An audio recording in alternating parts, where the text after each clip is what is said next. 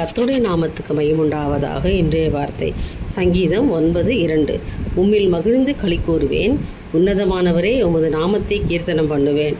விசுவாசிக்கிறவங்க ஆமேன்னு சொல்லுங்கள். நான் மகிழ்ந்து களி கூறுவேன். ஆண்டவரே, உன்னதமான தேவனே, உங்களுடைய நாமத்தை நான் கீர்த்தனம் பண்ணுவேன், நான் துதிப்பேன்ப்பா, சோத்திரிப்பா ஆண்டவரே. ஏன்னா எனக்கு ஒரு மன மகிழ்ச்சியை கொடுத்தீங்க, எனக்கு ஒரு சந்தோஷத்தை கொடுத்தீங்க.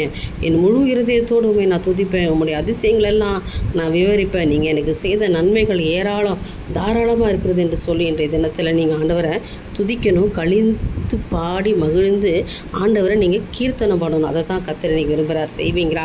உங்கள் வாயிலிருந்து இன்றைக்கு தேவனுடைய நாமத்தை உயர்த்தி பிடிங்களேன். கர்த்தர் உங்களுக்கு இன்னும் மிகப்பெரிய அதிசயங்கள் அற்புதங்கள் செய்கிறவராக இருக்கிறார். நிச்சயமாக இந்த நாளில் கர்த்தர் உங்களோடு இருப்பார். அவர் உங்களை கரம் பிடித்து நடத்துவார். இந்த நாடுக்குண்டான தேவைகளை கர்த்தர் உங்களை சந்திப்பார்.